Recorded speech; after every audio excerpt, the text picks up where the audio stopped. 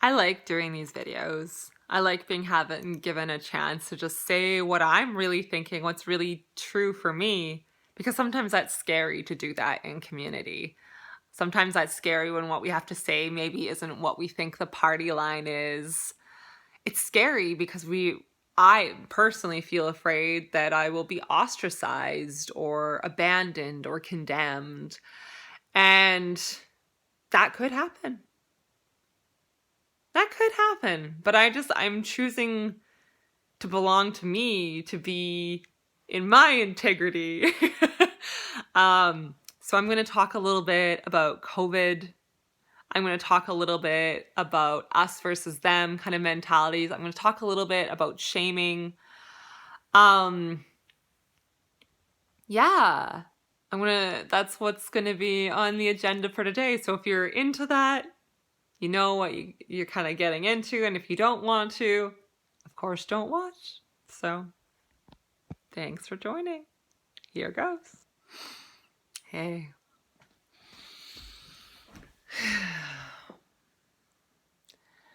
It's rather overcast today. And I can hear my neighbors and their friends in their backyard. They're having a wedding today. They gave us a little notice in the mailbox that we're like, yeah, we're having a wedding, and sorry for any noise. It's just a one-time thing, we promise. And I can see them setting up. If I look out my window, I can see like the tables and the chairs and like some decorations and some red flowers. And I'm thinking about this because, COVID is happening. There's a pandemic happening. And there's so much anger and division and derision that's arising because of it. And I want to talk about that. I want to talk about it because I think, I have a community on my Facebook, and I would say that it's a fairly left-wing community for the most part. I don't know. There could be a few conservatives. If there are, they don't really comment on my statuses, so I don't know. But, we're all about Black Lives Matter and saving the environment and queer rights and transgender rights and human rights, basically. And there's a lot of anger on my community and frustration around people not wearing masks, on people not following protocols, on people being too... It's the story that's kind of coming up. The story is that people are too, I don't know, maybe individualistic or stubborn to wear masks, or just, I don't know. There's a lot of stories, and there's a lot of hatred, and there's a lot of anger. So I guess when I see my neighbors having a wedding, I don't feel angry. There's a part of me that's like, you should feel angry. You should be outraged that they're having a wedding. But a part of me is like, I get it. Of course you want to have a wedding. Of course you want to celebrate your love and gather with your family. Weddings are so special. I love weddings. And so I get it. It doesn't mean that I would do it during a pandemic. I think I would very regretfully cancel my wedding if COVID was happening during my wedding or a pandemic was happening. But it's hard. It's hard because the people that we want to condemn for not wearing masks or for not, caring about queer or transgender rights or being transphobic or being harmful towards us, of course we want to condemn them because they're hurting us. But it's just those people have their shit too. Those people have been colonized too and been told that they're not allowed to have their emotions, or that they have to buck up or stop being so sensitive. And, they've probably a lot of them experienced sexism, and there's just a lot. There's just so much that so many of us have experienced. And I want to be able to love people in general, and to see them as people and not us versus them and not good versus evil, because that's another binary, and I'm very much non-binary. I don't want to buy into the binary of like, oh, these people are evil because they're acting this way. No, they're not evil. They're just not thinking about the whole. And I totally get it, because I've only very recently started thinking about the whole. It's hard to start thinking about the whole and the collective when we've been taught to be individuals, when we've been taught like individualism is the best and do it on your own. And yeah, there's a lot. And I also want to go to the other side and to empathize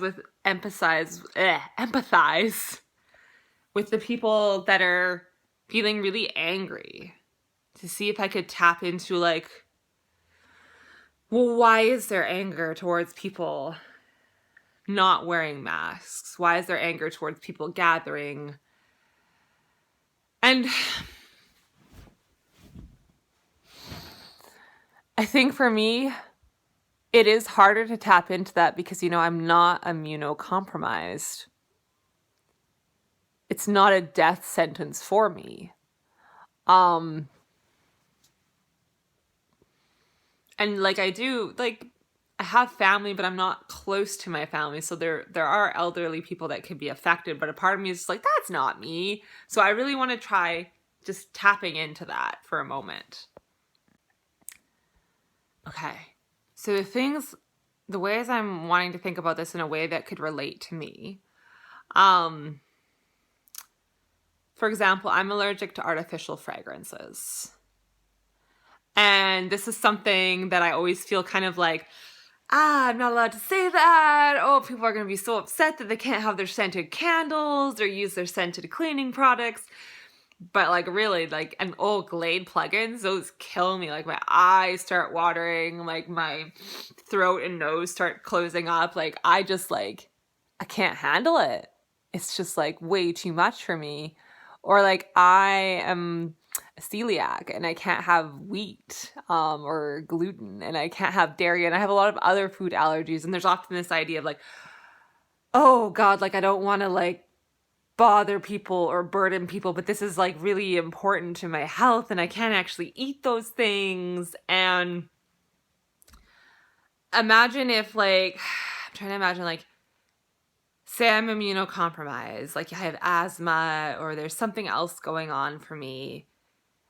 And it's not just my food and it's not just like my house, but it's like the entire world could just be like, yeah, this place of like spreading germs or something that could kill me.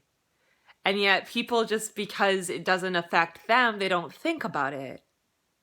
And so they're not wearing their masks and they're gathering en masse, but yet my safety and my needs and my consideration aren't being taken into account. And like, that sucks. That sucks to feel like, oh, it's all on like, I just can't go out of the house then, or I just have to be like extra careful for everybody else. And that isn't fair. And that does suck.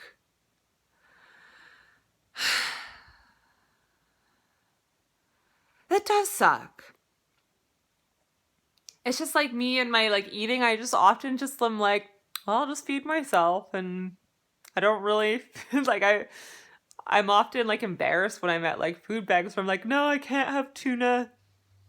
I can't have peanuts. I can't have banana. I can't have tomatoes or potatoes. And I can't have cane sugar. They're like, I can't have dairy or wheat. But what can you eat? And I'm like, a lot of things actually. But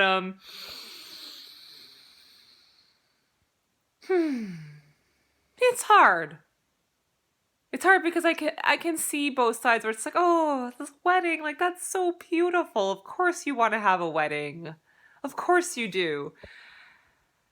And then it's hard to like see those larger repercussions of like, well, because we're gathering, we're more likely to spread COVID. And then we're more likely to go out in the world and, we could possibly kill someone with those actions. And we don't want to think about that because then we would have to give up something. We'd have to give up something beautiful like a wedding, and that's really hard. We'd have to give up social interaction, which we are so wired for, so it's really hard, especially if we haven't learned anything about trauma, especially if we're not self-reflective. Like, it's hard, and people aren't monsters. None of us are monsters. We're all just fucking trying to figure this out, and it hurts me. It hurts me when we're calling people monsters or we're calling people evil, because then it's like I'm living in this society where if I get something wrong, I'm not going to be rehabilitated. I'm going to be condemned and shamed and like stoned for it, almost like emotionally stoned. Maybe not physically stoned, but like, yeah, it's hard. It's really hard. Like, I saw this post the other day on Facebook where someone kind of made a snarky comment about one of the guys who provides a lot of the content on Wikipedia. I think she said something like, "Oh, that's what I expected. That's what I would expect of someone to like look like that," or something. And it was sort of, the implication was that she was talking about his weight or his appearance. And then people just ripped her apart on Twitter for saying that. And I was just like, oh, like, yeah, she was in the wrong to say that, but ripping her apart, like, shame doesn't motivate people. It just makes us more divided and more combative. And I guess it depends on what you want to do. If you wanted to shame her and wanted her to feel bad and you wanted her to hide away, then congratulations. But like, ouch. Ah, ouch. Like, rather than someone, it would be nice if someone just took her aside and was like, "Hey, like, can I give you some feedback?" Like, that was hurtful. Like, that wasn't kind. That action you did wasn't kind, and maybe you didn't think about that, or maybe you just wanted to get a laugh with your in-group. Maybe you just wanted to belong to, but it wasn't kind. And I just wish more and more the world could be like that, where we were calling people in rather than calling them out. And I just want there to be less of a divide and more of space for people to make mistakes. And it's hard because some of those mistakes are costing people their lives, which is so shitty. But if you ask Brene Brown, who's a shame researcher, like, shame doesn't motivate us, it demotivates us. Because if we're told, I'm a monster, or I'm a bad person, then we're like, fine. You think I'm a bad person? Fine. I'll prove to you that, like, you're right. I'm not going to change. I am a bad person. You've already made up your mind about me. And it's just, what if it's just like, you're a good person. You're a good person. You don't have the experience that I have. You maybe don't have the experience like being in therapy, or the experience of being a minority, like being queer and transgender. You don't maybe have the experience of being in a place of poverty and having less resources as I do, but that doesn't mean that you're a bad person. It does mean that some of your actions cause me harm, and maybe you're not even thinking about that. And could you think about that? And some people won't. That's like, some people just aren't open to feedback because they're locked in some trauma response. They're locked in some fear loop, and they just, to examine themselves, to slow down, would mean to make big changes. And that's really scary.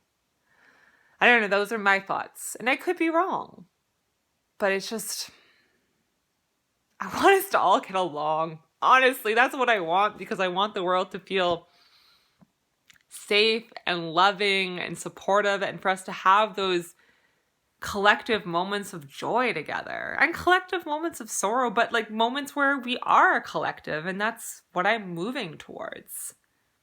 So, thanks for listening. So, my GoFundMe is still open. So if you would like to donate, I would love that. I would so appreciate that. And of course, you don't have to, because you have choice and it's totally up to you. And I know there's a lot going on in the world right now, but if you want to and you're able to, the link is there. And I will keep that open, I don't know, for another week or two, and then I'll close it on up.